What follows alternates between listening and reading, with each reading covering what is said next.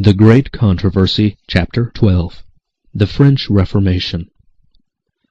The Protest of Spires and the Confession at Augsburg, which marked the triumph of the Reformation in Germany, were followed by years of conflict and darkness. Weakened by divisions among its supporters, and assailed by powerful foes, Protestantism seemed destined to be utterly destroyed. Thousands sealed their testimony with their blood. Civil war broke out. The Protestant cause was betrayed by one of its leading adherents. The noblest of the reformed princes fell into the hands of the emperor and were dragged as captives from town to town. But in the moment of his apparent triumph, the emperor was smitten with defeat. He saw the prey wrested from his grasp, and he was forced at last to grant toleration to the doctrines which it had been the ambition of his life to destroy. He had staked his kingdom, his treasures, and life itself upon the crushing out of the heresy. Now he saw his armies wasted by battle, his treasuries drained, his many kingdoms threatened by revolt, while everywhere the faith which he had vainly endeavored to suppress was extending. Charles V had been battling against omnipotent power. God had said, "Let there be light," but the emperor had sought to keep the darkness unbroken. His purposes had failed, and in premature old age, worn out with the long struggle, he abdicated the throne and buried himself in a cloister. In Switzerland, as in Germany, there came dark days for the Reformation. While many cantons accepted the Reformed faith, others clung with blind persistence to the creed of Rome. Their persecution of those who desired to receive the truth finally gave rise to civil war. Zwingli and many who had united with him in reform fell on the bloody field of Kappel. Oecolampadius, overcome by these terrible disasters, soon after died. Rome was triumphant, and in many places seemed about to recover all that she had lost. But he whose counsels are from everlasting had not forsaken his cause or his people. His hand would bring deliverance for them. In other lands he had raised up laborers to carry forward the reform. In France, before the name of Luther had been heard as a reformer, the day had already begun to break.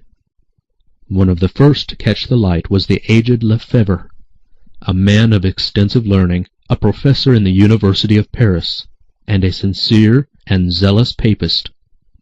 In his researches into ancient literature, his attention was directed to the Bible, and he introduced its study among his students. Lefebvre was an enthusiastic adorer of the saints, and he had undertaken to prepare a history of the saints and martyrs as given in the legends of the Church. This was a work which involved great labor, but he had already made considerable progress in it. When thinking he might obtain useful assistance from the Bible, he began its study with this object. Here indeed he found saints brought to view, but not such as figured in the Roman calendar. A flood of divine light broke in upon his mind. In amazement and disgust he turned away from his self-appointed task, and devoted himself to the Word of God. The precious truths which he there discovered he soon began to teach. In 1512, before either Luther or Zwingli had begun the work of reform, Lefebvre wrote, "It is God who gives us by faith that righteousness which by grace alone justifies to eternal life." Wiley, Book 13, Chapter 1. Dwelling upon the mysteries of redemption, he exclaimed, "Oh, the unspeakable greatness of that exchange! The sinless one is condemned, and he who is guilty goes free. The blessing bears the curse, and the cursed is brought into blessing. The life dies, and the dead live. The glory is whelmed in darkness, and he who knew nothing but confusion of face is clothed with glory." D'Aubigné, London edition, Book 12, Chapter 2. And while teaching that the glory of salvation belongs solely to God, he also declared that the duty of obedience belongs to man. "If thou art a member of Christ's church," he said, "thou art a member of his body. If thou art of his body, then thou art full of the divine nature." Oh, if men could but enter into the understanding of this privilege! How purely, chastely, and holily would they live, and how contemptible, when compared with the glory within them, that glory which the eye of flesh cannot see, would they deem all the glory of this world. Book 12, Chapter 2. There were some among Lefebvre's students who listened eagerly to his words, and who, long after the teacher's voice should be silenced, were to continue to declare the truth, such as William Farel. The son of pious parents and educated to accept with implicit faith the teachings of the Church, he might, with the Apostle Paul, have declared concerning himself, "After the most straitest sect of our religion I lived a Pharisee." Acts 26:5. A devoted Romanist, he burned with zeal to destroy all who should dare to oppose the Church. "I would gnash my teeth like a furious wolf," he afterwards said, referring to this period of his life, "when I heard anyone speaking against the Pope." Wiley, Book 13, Chapter 2. He had been untiring in his adoration of the saints, in company with Lefebvre, making the round of the churches of Paris, worshipping at the altars, and adoring with gifts the holy shrines. But these observances could not bring peace of soul. Conviction of sin fastened upon him, which all the acts of penance that he practised failed to banish. As to a voice from heaven, he listened to the Reformer's words, "Salvation is of grace. The innocent one is condemned, and the criminal is acquitted. It is the cross of Christ alone that openeth the gates of heaven, and shutteth the gates of hell." Book 13, Chapter 2. Farel joyfully accepted the truth. By a conversion like that of Paul, he turned from the bondage of tradition to the liberty of the sons of God. Instead of the murderous heart of a ravening wolf, he came back, he says, quietly, like a meek and harmless lamb, having his heart entirely withdrawn from the Pope and given to Jesus Christ. D'Aubigné, Book 12, Chapter 3. While Lefebvre continued to spread the light among his students, Farel, as zealous in the cause of Christ as he had been in that of the Pope, went forth to declare the truth in public. A dignitary of the Church, the Bishop of Meaux, soon after united with them. Other teachers who ranked high for their ability and learning joined in proclaiming the gospel, and it won adherents among all classes, from the homes of artisans and peasants to the palace of the king. The sister of Francis I, then the reigning monarch, accepted the Reformed faith. The king himself and the queen mother appeared for a time to regard it with favor, and with high hopes the Reformers looked forward to the time when France would be won to the gospel. But their hopes were not to be realized. Trial and persecution awaited the disciples of Christ. This, however, was mercifully veiled from their eyes. A time of peace intervened, that they might gain strength to meet the tempest, and the Reformation made rapid progress. The Bishop of Meaux labored zealously in his own diocese to instruct both the clergy and the people. Ignorant and immoral priests were removed, and so far as possible replaced by men of learning and piety. The bishop greatly desired that his people might have access to the Word of God for themselves, and this was soon accomplished. Lefebvre undertook the translation of the New Testament, and at the very time when Luther's German Bible was issuing from the press in Wittenberg, the French New Testament was published at Meaux. The bishop spared no labor or expense to circulate it in his parishes, and soon the peasants of Meaux were in possession of the Holy Scriptures. As travelers perishing from thirst welcome with a joy a living water spring, so did these souls receive the message of heaven. The laborers in the field, the artisans in the workshop, cheered their daily toil by talking of the precious truths of the Bible. At evening, instead of resorting to the wine shops, they assembled in one another's homes to read God's Word and join in prayer and praise. A great change was soon manifest in these communities. Though belonging to the humblest class, an unlearned and hard-working peasantry, the reforming, uplifting power of divine grace was seen in their lives. Humble, loving, and holy, they stood as witnesses to what the gospel will accomplish for those who receive it in sincerity. The light kindled at Meaux shed its beams afar. Every day the number of converts was increasing. The rage of the hierarchy was for a time held in check by the king, who despised the narrow bigotry of the monks. But the papal leaders finally prevailed. Now the stake was set up. The Bishop of Meaux, forced to choose between the fire and recantation, accepted the easier path. But notwithstanding the leader's fall, his flock remained steadfast. Many witnessed for the truth amid the flames. By their courage and fidelity at the stake, these humble Christians spoke to thousands who in the days of peace had never heard their testimony. It was not alone the humble and the poor that amid suffering and scorn dared to bear witness for Christ. In the lordly halls of the castle and the palace there were kingly souls by whom truth was valued above wealth or rank or even life. Kingly armor concealed a loftier and more steadfast spirit than did the bishop's robe and mitre. Louis de Berquin was of noble birth. A brave and courtly knight, he was devoted to study, polished in manners, and of blameless morals. He was, says a writer, a great follower of the papistical constitutions, and a great hearer of masses and sermons, and he crowned all his other virtues by holding Lutheranism in special abhorrence. But like so many others, providentially guided to the Bible, he was amazed to find there, not the doctrines of Rome, but the doctrines of Luther. Wiley, Book 13, Chapter 9. Henceforth he gave himself with entire devotion to the cause of the gospel. The most learned of the nobles of France, his genius and eloquence, his indomitable courage and heroic zeal, and his influence at court, for he was a favorite with the king, caused him to be regarded by many as one destined to be the reformer of his country. Said Beza, Berquin would have been a second Luther had he found in Francis I a second elector. He is worse than Luther, cried the Papists, Book 13, Chapter 9.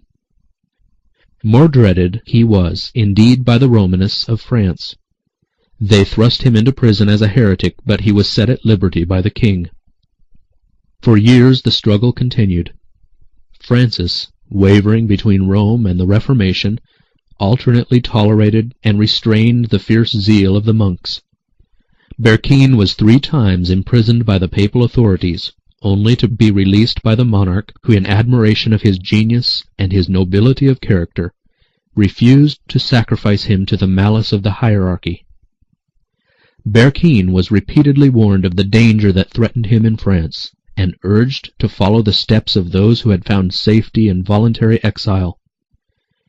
The timid and time-serving Erasmus, who with all the splendor of his scholarship failed of that moral greatness which holds life and honor subservient to truth, wrote to Berquin, asked to be sent as ambassador to some foreign country. Go and travel in Germany. You know Beda and such as he. He is a 1,000-headed monster, darting venom on every side. Your enemies are named Legion. Were your cause better than that of Jesus Christ, they will not let you go till they have miserably destroyed you. Do not trust too much to the king's protection. At all events, do not compromise me with the faculty of theology. Book 13, Chapter 9. But as dangers thickened, Berquin's zeal only waxed the stronger. So far from adopting the politic and self-serving counsel of Erasmus, he determined upon still bolder measures. He would not only stand in defense of the truth, but he would attack error. The charge of heresy which the Romanists were seeking to fasten upon him, he would rivet upon them. The most active and bitter of his opponents were the learned doctors and monks of the theological department in the great University of Paris, one of the highest ecclesiastical authorities both in the city and the nation. From the writings of these doctors, Berquin drew 12 propositions which he publicly declared to be opposed to the Bible and heretical, and he appealed to the king to act as judge in the controversy. The monarch, not loath to bring into contrast the power and acuteness of the opposing champions, and glad of an opportunity of humbling the pride of these haughty monks, bade the Romanists defend their cause by the Bible. This weapon, they well knew, would avail them little. Imprisonment and torture and the stake were arms which they better understood how to wield. Now the tables were turned, and they saw themselves about to fall into the pit in which they had hoped to plunge Berquin. In amazement they looked about them for some way of escape. Just at that time an image of the Virgin at the corner of one of the streets was mutilated. There was great excitement in the city. Crowds of people flocked to the place with expressions of mourning and indignation. The king also was deeply moved. Here was an advantage which the monks could turn to good account, and they were quick to improve it. "These are the fruits of the doctrines of Berquin," they cried. "All is about to be overthrown, religion, the laws, the throne itself, by this Lutheran conspiracy." Book 13, Chapter 9. Again, Berquin was apprehended.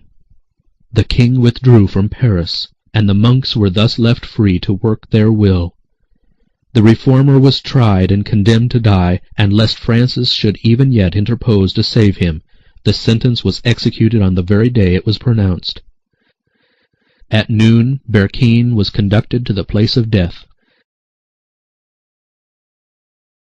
and there were many who saw with astonishment and misgiving that the victim had been chosen from the best and bravest of the noble families of France.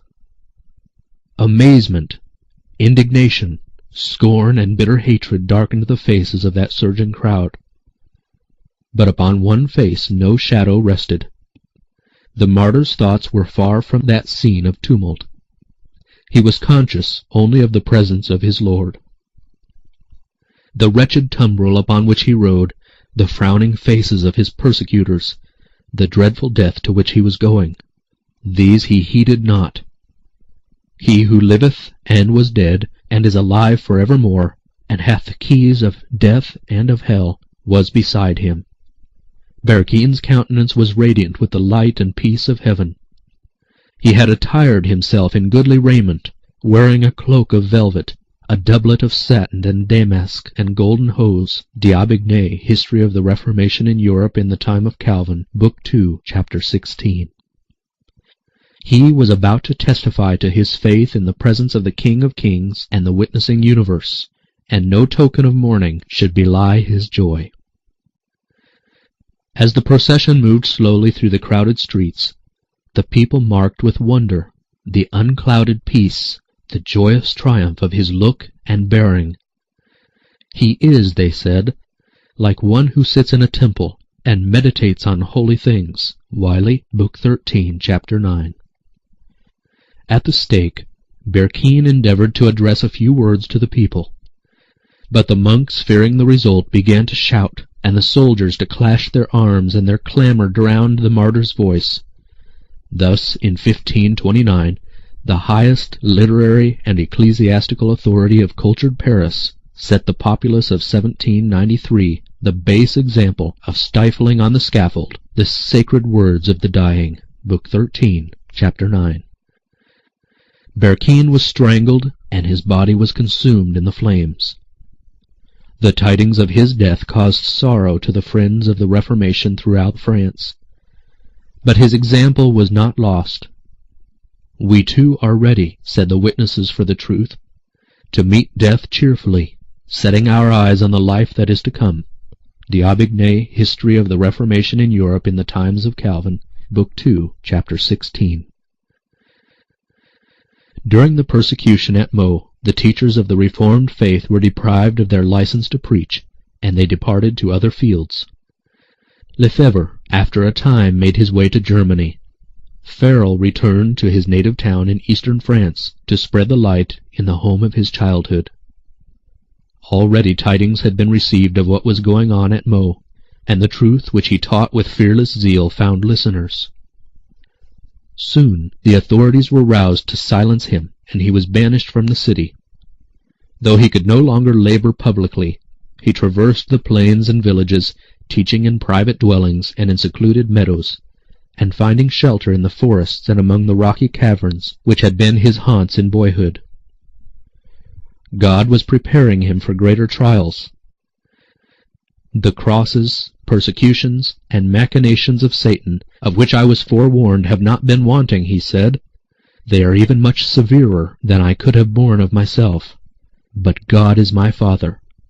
He has provided and always will provide me the strength which I require. D'Aubigné, History of the Reformation of the 16th Century, Book 12, Chapter 9. As in apostolic days, persecution had fallen out rather under the furtherance of the gospel. Philippians 1:12.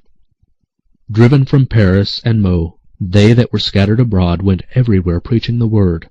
Acts 8:4. And thus the light found its way into many of the remote provinces of France. God was still preparing workers to extend his cause. In one of the schools of Paris was a thoughtful, quiet youth, already giving evidence of a powerful and penetrating mind, and no less marked for the blamelessness of his life than for the intellectual ardor and religious devotion. His genius and application soon made him the pride of the college, and it was confidently anticipated that John Calvin would become one of the ablest and most honored defenders of the Church. But a ray of divine light penetrated even within the walls of scholasticism and superstition by which Calvin was enclosed. He heard of the new doctrines with a shudder, nothing doubting that the heretics deserved the fire to which they were given. Yet all unwittingly he was brought face to face with the heresy and forced to test the power of Romish theology to combat the Protestant teaching. A cousin of Calvin's who had joined the Reformers was in Paris. The two kinsmen often met and discussed together the matters that were disturbing Christendom. "There are but two religions in the world," said Olivetan, the Protestant. "The one class of religions are those which men have invented, in all of which man saves himself by ceremonies and good works. The other is that one religion which is revealed in the Bible, and which teaches man to look for salvation solely from the free grace of God." "I will have none of your new doctrines," exclaimed Calvin. "Think you I have lived in error all my days?" Wiley, Book 13, Chapter 7. But thoughts had been awakened in his mind which he could not banish at will. Alone in his chamber, he pondered upon his cousin's words. Conviction of sin fastened upon him.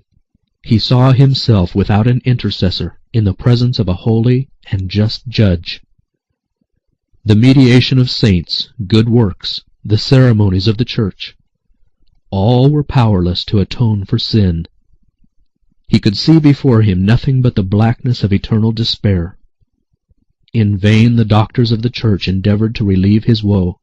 Confession, penance, were resorted to in vain. They could not reconcile the soul with God. While still engaged in these fruitless struggles, Calvin, chancing one day to visit one of the public squares, witnessed there the burning of a heretic. He was filled with wonder at the expression of peace which rested upon the martyr's countenance. Amid the tortures of that dreadful death, and under the more terrible condemnation of the Church, he manifested a faith and courage which the young student painfully contrasted with his own despair and darkness, while living in strictest obedience to the Church. Upon the Bible, he knew, the heretics rested their faith. He determined to study it, and discover, if he could, the secret of their joy. In the Bible he found Christ. "O Father," he cried, "His sacrifice has appeased thy wrath. His blood has washed away my impurities. His cross has borne my curse. His death has atoned for me. We had devised for ourselves many useless follies, but thou hast placed thy word before me like a torch, and thou hast touched my heart, in order that I may hold in abomination all other merits save those of Jesus." Martin, Volume 3, Chapter 13. Calvin had been educated for the priesthood. When only 12 years of age he had been appointed to the chaplaincy of a small church, and his head had been shorn by the bishop in accordance with the canon of the Church. He did not receive consecration, nor did he fulfill the duties of a priest, but he became a member of the clergy, holding the title of his office, and receiving an allowance in consideration thereof. Now, feeling that he could never become a priest, he turned for a time to the study of law, but finally abandoned this purpose and determined to devote his life to the gospel. but he hesitated to become a public teacher. He was naturally timid, with a sense of the weighty responsibility of the position, and he desired still to devote himself to study. The earnest entreaties of his friends, however, at last won his consent. "Wonderful it is," he said, "that one of so lowly an origin should be exalted to so great a dignity." Wiley, Book 13, Chapter 9. Quietly did Calvin enter upon his work, and his words were as the dew falling to refresh the earth. He had left Paris, and was now in a provincial town under the protection of the Princess Margaret, who, loving the gospel, extended her protection to its disciples. Calvin was still a youth, of gentle, unpretentious bearing. His work began with the people at their homes. Surrounded by the members of the household, he read the Bible and opened the truths of salvation. Those who heard the message carried the good news to others, and soon the teacher passed beyond the city to the outlying towns and hamlets.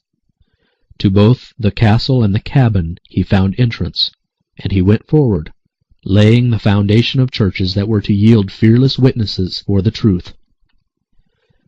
A few months, and he was again in Paris.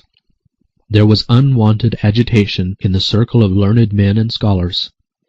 The study of the ancient languages had led men to the Bible, and many whose hearts were untouched by its truths were eagerly discussing them, and even giving battle to the champions of Romanism. Calvin, though an able combatant in the fields of theological controversy, had a higher mission to accomplish than that of these noisy schoolmen. The minds of men were stirred, and now was the time to open to them the truth. While the halls of the universities were filled with the clamor of theological disputation, Calvin was making his way from house to house, opening the Bible to the people, and speaking to them of Christ and Him crucified. In God's providence, Paris was to receive another invitation to accept the gospel. The call of Lefebvre and Farel had been rejected, but again the message was to be heard by all classes in that great capital. The king, influenced by political considerations, had not yet fully sided with Rome against the Reformation. Margaret still clung to the hope that Protestantism was to triumph in France. She resolved that the Reformed faith should be preached in Paris. During the absence of the king, she ordered a Protestant minister to preach in the churches of the city. This being forbidden by the papal dignitaries, the princes threw open the palace. An apartment was fitted up as a chapel, and it was announced that every day, at a specified hour, a sermon would be preached, and the people of every rank and station were invited to attend. Crowds flocked to the service. Not only the chapel but the antechambers and halls were thronged. Thousands every day assembled, nobles, statesmen, lawyers, merchants, and artisans. The king, instead of forbidding the assemblies, ordered that 2 of the churches of Paris should be opened. Never before had the city been so moved by the word of God. The spirit of life from heaven seemed to be breathed upon the people. Temperance, purity, order, and industry were taking the place of drunkenness, licentiousness, strife, and idleness. But the hierarchy were not idle. The king still refused to interfere to stop the preaching, and they turned to the populace. No means were spared to excite the fears, the prejudices, and the fanaticism of the ignorant and superstitious multitude. Yielding blindly to her false teachers, Paris, like Jerusalem of old, knew not the time of her visitation, nor the things which belonged unto her peace. For 2 years the word of God was preached in the capital. But while there were many who accepted the gospel, the majority of the people rejected it. Francis had made a show of toleration merely to serve his own purposes, and the papists succeeded in regaining the ascendancy. Again the churches were closed and the stake was set up. Calvin was still in Paris, preparing himself by study, meditation, and prayer for his future labors, and continuing to spread the light. At last, however, suspicion fastened upon him. The authorities determined to bring him to the flames. Regarding himself as secure in his seclusion, he had no thought of danger, when friends came hurrying to his room with the news that officers were on their way to arrest him. At that instant a loud knocking was heard at the outer entrance. There was not a moment to be lost. Some of his friends detained the officers at the door, while others assisted the reformer to let himself down from a window, and he rapidly made his way to the outskirts of the city. Finding shelter in the cottage of a laborer who was a friend to the reform, he disguised himself in the garments of his host, and shouldering a hoe, started on his journey. Traveling southward, he again found refuge in the dominions of Margaret. Here for a few months he remained safe under the protection of powerful friends, and engaged as before in study. But his heart was set upon the evangelization of France, and he could not long remain inactive. As soon as the storm had somewhat abated, he sought a new field of labor in Poitiers, where was a university, and where already the new opinions had found favor. Persons of all classes gladly listened to the gospel. There was no public preaching, but in the home of the chief magistrate, in his own lodgings, and sometimes in a public garden, Calvin opened the words of eternal life to those who desired to listen. After a time, as the number of hearers increased, it was thought safer to assemble outside the city. A cave in the side of a deep and narrow gorge, where trees and overhanging rocks made the seclusion still more complete, was chosen as the place of meeting. Little companies, leaving the city by different routes, found their way hither. In this retired spot the Bible was read aloud and explained. Here the Lord's Supper was celebrated for the first time by the Protestants of France. From this little church several faithful evangelists were sent out. Once more Calvin returned to Paris. He could not even yet relinquish the hope that France as a nation would accept the Reformation, but he found almost every door of labor closed. To teach the gospel was to take the direct road to the stake, and he at last determined to depart to Germany. Scarcely had he left France when a storm burst over the Protestants that, had he remained, must surely have involved him in the general ruin. The French reformers, eager to see their country keeping pace with Germany and Switzerland, determined to strike a bold blow against the superstitions of Rome that should arouse the whole nation. Accordingly, placards attacking the Mass were in one night posted all over France. Instead of advancing the reform, the zealous but ill-judged movement brought ruin, not only upon its propagators, but upon the friends of the Reformed faith throughout France. It gave the Romanists what they had long desired, a pretext for demanding the utter destruction of the heretics as agitators dangerous to the stability of the throne and the peace of the nation. By some secret hand, whether of indiscreet friend or wily foe, was never known, one of the placards was attached to the door of the king's private chamber. The monarch was filled with horror.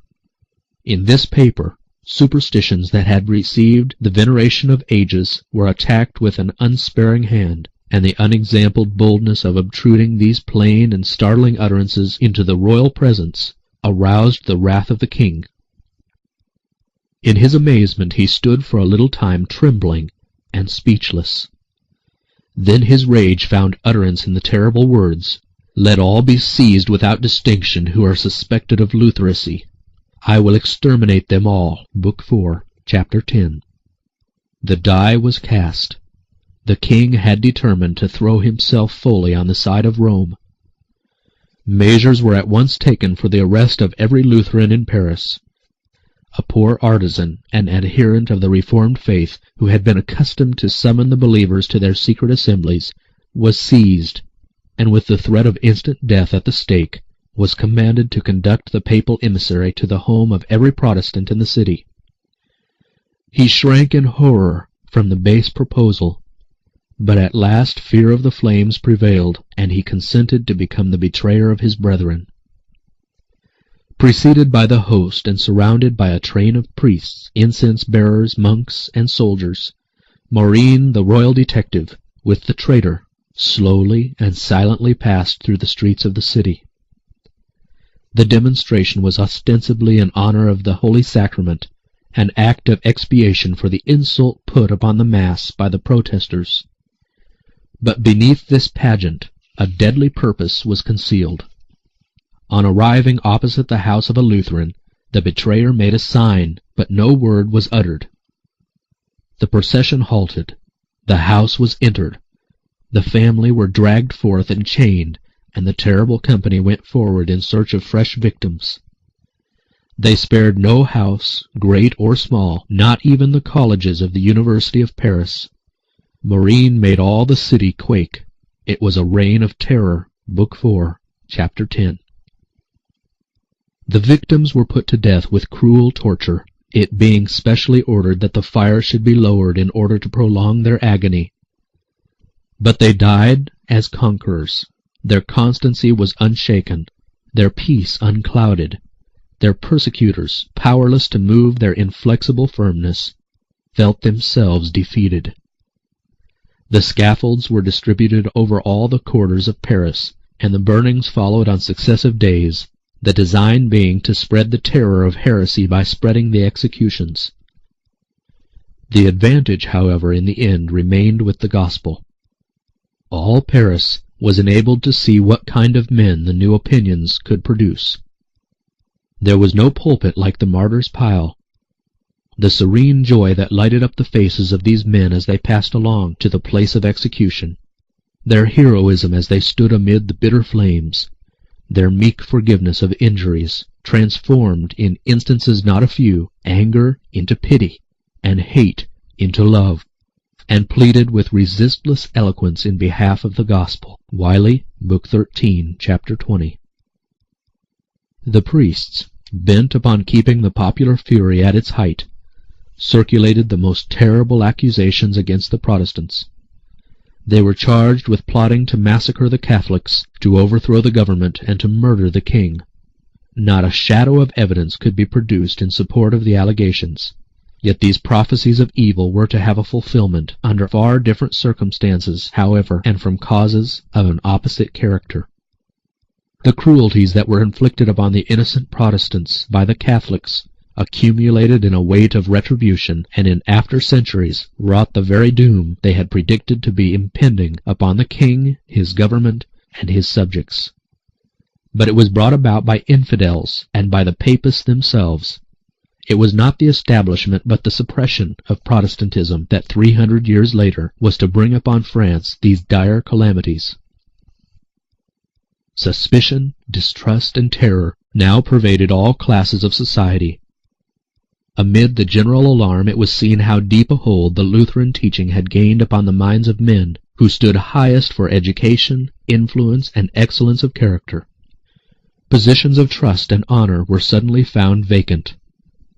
Artisans, printers, scholars, professors in the universities, authors, and even courtiers disappeared. Hundreds fled from Paris, self-constituted exiles from their native land, in many cases thus giving the first intimation that they favored the Reformed faith. The Papists looked about them in amazement at the thought of the unsuspected heretics that had been tolerated among them. Their rage spent itself upon the multitudes of humbler victims who were within their power. The prisons were crowded, and the very air seemed darkened with the smoke of burning piles, kindled for the confessors of the gospel. Francis I had gloried in being a leader in the great movement for the revival of learning which marked the opening of the 16th century. He had delighted to gather at his court men of letters from every country. To his love of learning and his contempt for the ignorance and superstition of the monks was due in part at least the degree of toleration that had been granted to the reform. But inspired with zeal to stamp out heresy, this patron of learning issued an edict declaring printing abolished all over France.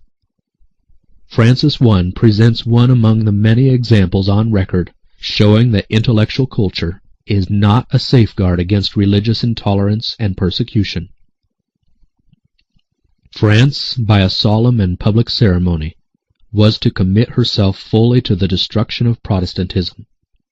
The priests demanded that the affront offered to high heaven in the condemnation of the Mass be expiated in blood, and that the king, in behalf of his people, publicly give his sanction to the dreadful work.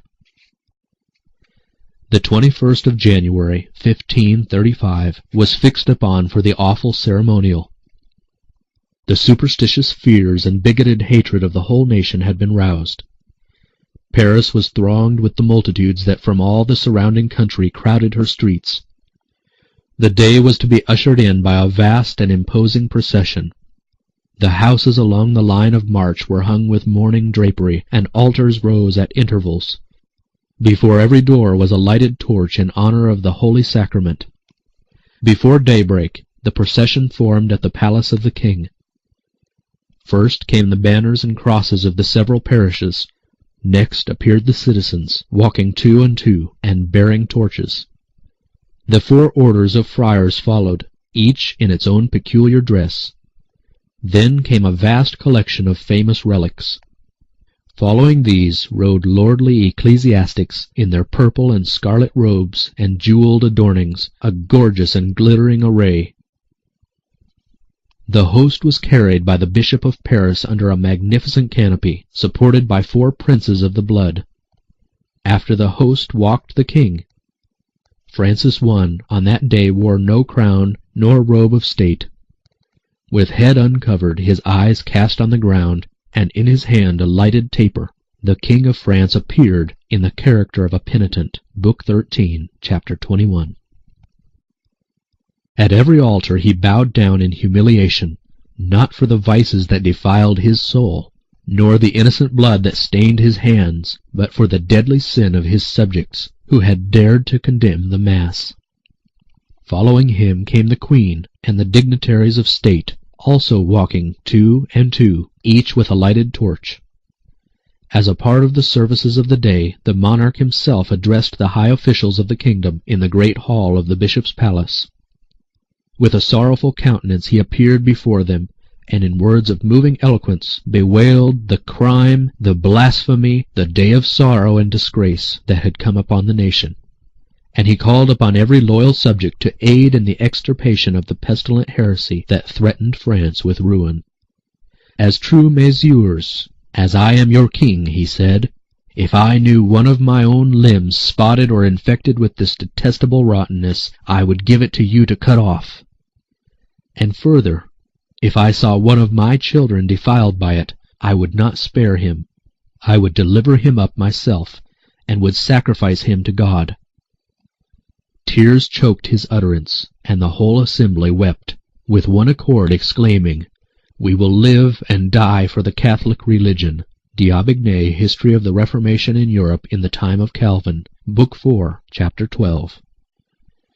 Terrible had become the darkness of the nation that had rejected the light of truth. The grace that bringeth salvation had appeared, but France, after beholding its power and holiness, after thousands had been drawn by its divine beauty, after cities and hamlets had been illuminated by its radiance, had turned away, choosing darkness rather than light. They had put from them the heavenly gift when it was offered them. They had called evil good and good evil, till they had fallen victims to their wilful self-deception. Now, though they might actually believe that they were doing God's service in persecuting his people, yet their sincerity did not render them guiltless.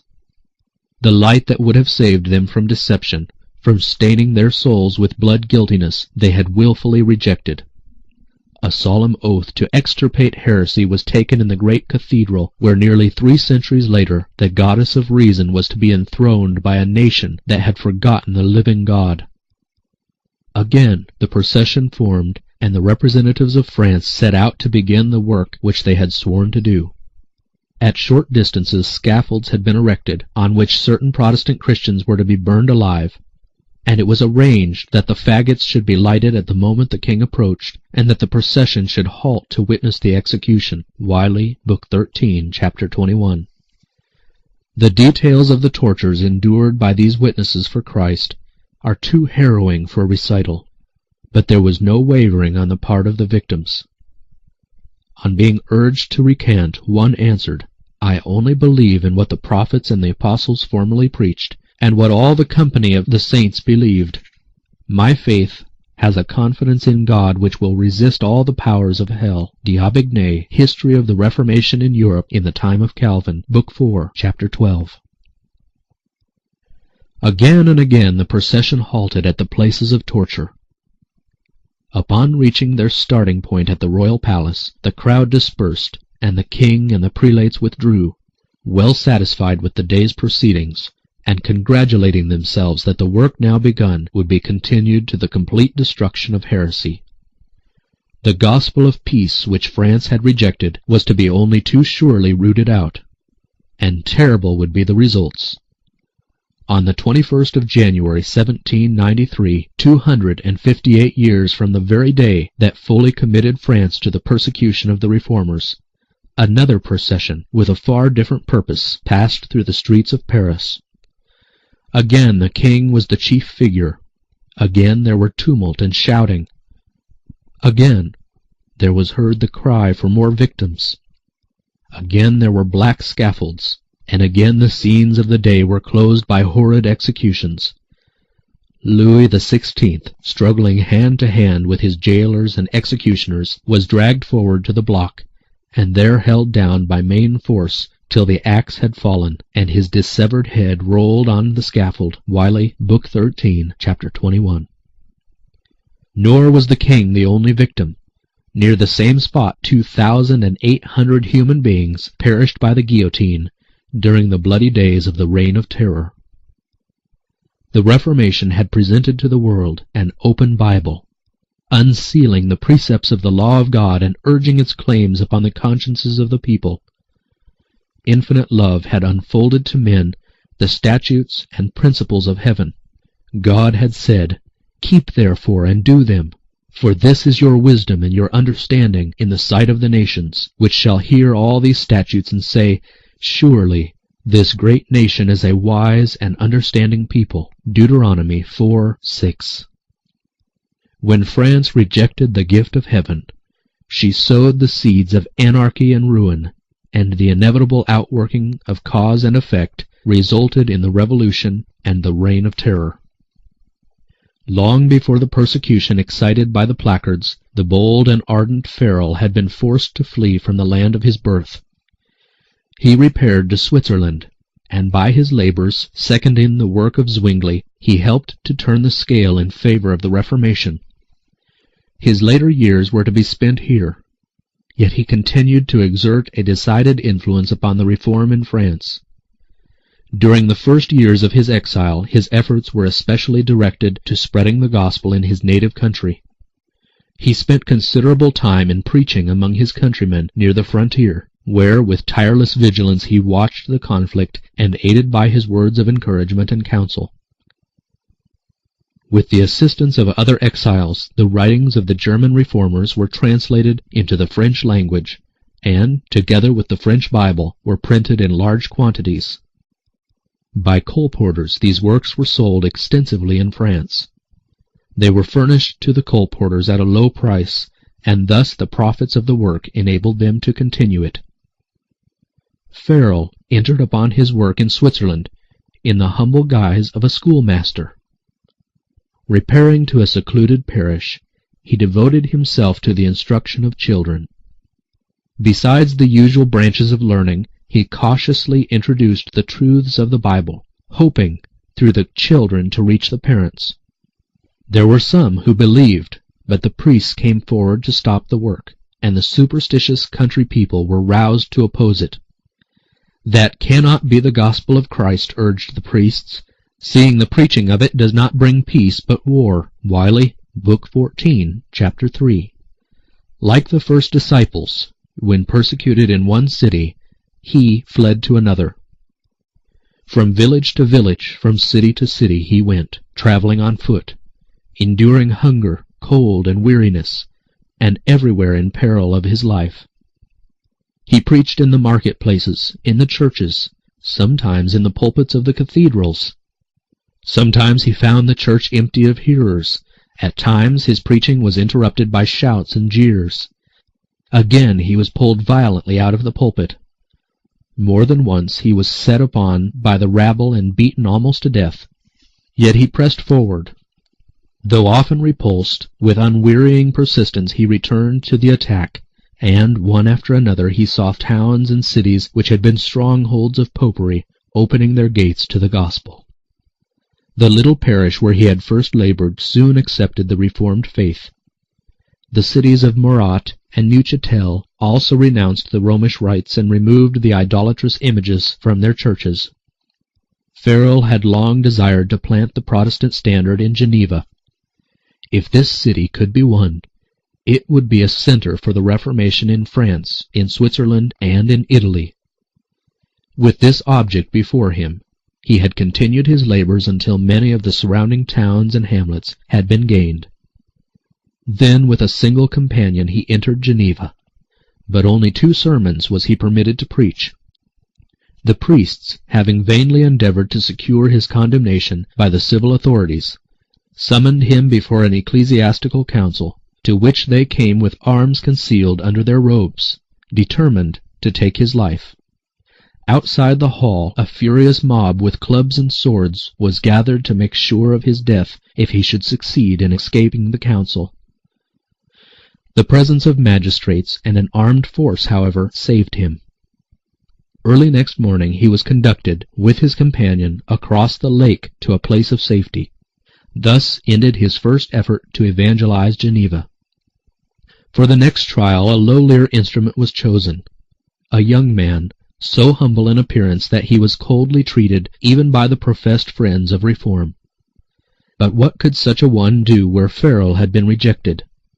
How could one of little courage and experience withstand the tempest before which the strongest and bravest had been forced to flee? Not by might, nor by power, but by my Spirit, saith the Lord. Zechariah 4:6. God hath chosen the weak things of the world, to confound the things which are mighty, because the foolishness of God is wiser than men, and the weakness of God is stronger than men. 1 Corinthians 1:27 and 25. Froment began his work as a schoolmaster. The truths which he taught the children at school they repeated at their homes. Soon the parents came to hear the Bible explained, until the schoolroom was filled with attentive listeners. New Testaments and tracts were freely distributed, and they reached many who dared not come openly to listen to the new doctrines. After a time this laborer also was forced to flee, but the truths he taught had taken hold upon the minds of the people. The Reformation had been planted, and it continued to strengthen and extend. The preachers returned, and through their labors the Protestant worship was finally established in Geneva. The city had already declared for the Reformation when Calvin, after various wanderings and vicissitudes, entered its gates, returning from a last visit to his birthplace. He was on his way to Basel, when finding the direct road occupied by the armies of Charles V, he was forced to take the circuitous route by Geneva. In this visit Farel recognized the hand of God. Though Geneva had accepted the Reformed faith, yet a great work remained to be accomplished here. It is not as communities, but as individuals that men are converted to God. The work of regeneration must be wrought in the heart and conscience by the power of the Holy Spirit, not by the decrees of councils. While the people of Geneva had cast off the authority of Rome, they were not so ready to renounce the vices that had flourished under her rule. To establish here the pure principles of the gospel, and to prepare this people to fill worthily the position to which Providence seemed calling them, were not light tasks.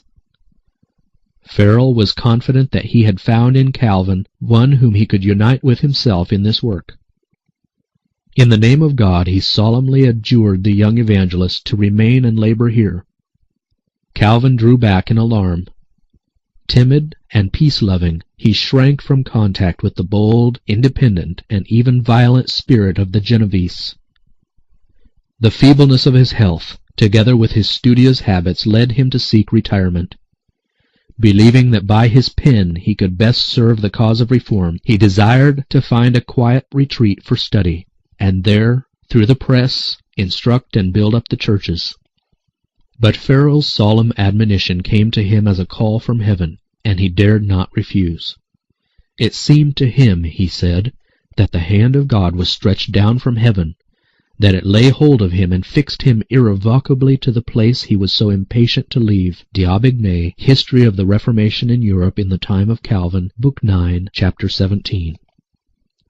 At this time great perils surrounded the Protestant cause. The anathemas of the Pope thundered against Geneva, and mighty nations threatened it with destruction. How was this little city to resist the powerful hierarchy that had so often forced kings and emperors to submission?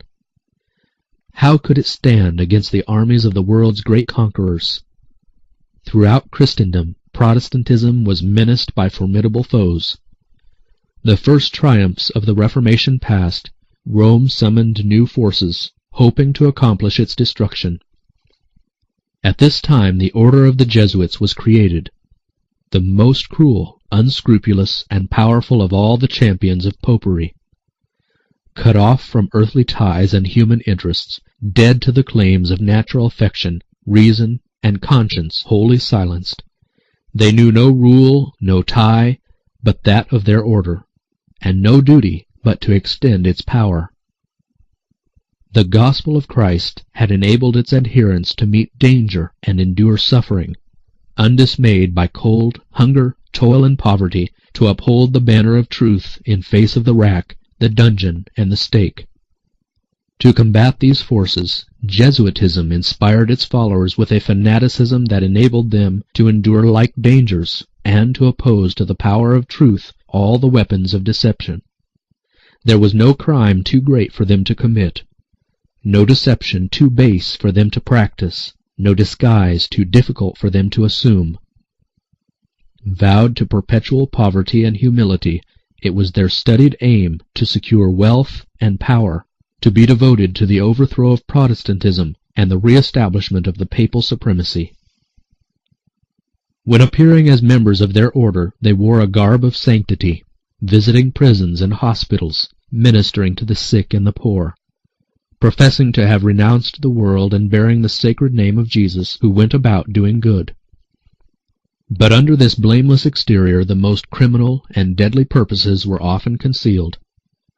It was a fundamental principle of the order that the end justifies the means. By this code, lying, theft, perjury, assassination were not only pardonable, but commendable when they served the interests of the Church. Under various disguises the Jesuits worked their way into offices of state, climbing up to be the counselors of kings and shaping the policy of nations. They became servants to act as spies upon their masters. They established colleges for the sons of princes and nobles, and schools for the common people, and the children of Protestant parents were drawn into an observance of popish rites. All the outward pomp and display of the Romish worship was brought to bear to confuse the mind and dazzle and captivate the imagination, and thus the liberty for which the fathers had toiled and bled was betrayed by the sons. The Jesuits rapidly spread themselves over Europe, and wherever they went there followed a revival of popery. To give them greater power, a bull was issued re-establishing the Inquisition. Notwithstanding the general abhorrence with which it was regarded, even in Catholic countries, this terrible tribunal was again set up by popish rulers, and atrocities too terrible to bear the light of day were repeated in its secret dungeons. In many countries thousands upon thousands of the very flower of the nation, the purest and noblest, the most intellectual and highly educated, pious and devoted pastors, industrious and patriotic citizens, brilliant scholars, talented artists, skillful artisans, were slain or forced to flee to other lands. Such were the means which Rome had invoked to quench the light of the Reformation, to withdraw from men the Bible, and to restore the ignorance and superstition of the Dark Ages. But under God's blessing, and the labors of those noble men whom he had raised up to succeed Luther, Protestantism was not overthrown. Not to the favor or arms of princes was it to owe its strength. The smallest countries, the humblest and least powerful nations, became its strongholds.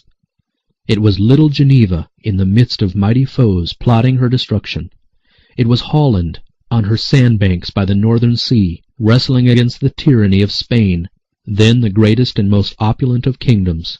It was bleak, sterile Sweden that gained victories for the Reformation. For nearly 30 years Calvin labored at Geneva, first to establish there a church adhering to the morality of the Bible, and then for the advancement of the Reformation throughout Europe. His course as a public leader was not faultless, nor were his doctrines free from error, but he was instrumental in promulgating truths that were of special importance in his time, in maintaining the principles of Protestantism against the fast returning tide of popery, and in promoting in the Reformed churches simplicity and purity of life in place of the pride and corruption fostered under the Romish teaching. From Geneva, publications and teachers went out to spread the Reformed doctrines. To this point the persecuted of all lands looked for instruction, counsel, and encouragement. The city of Calvin became a refuge for the hunted reformers of all Western Europe. Fleeing from the awful tempests that continued for centuries, the fugitives came to the gates of Geneva. Starving, wounded, bereft of home and kindred, they were warmly welcomed and tenderly cared for.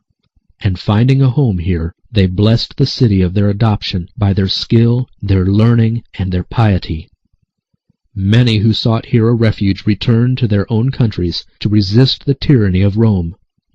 John Knox, the brave Scotch reformer, not a few of the English Puritans, the Protestants of Holland and of Spain, and the Huguenots of France carried from Geneva the torch of truth to lighten the darkness of their native lands.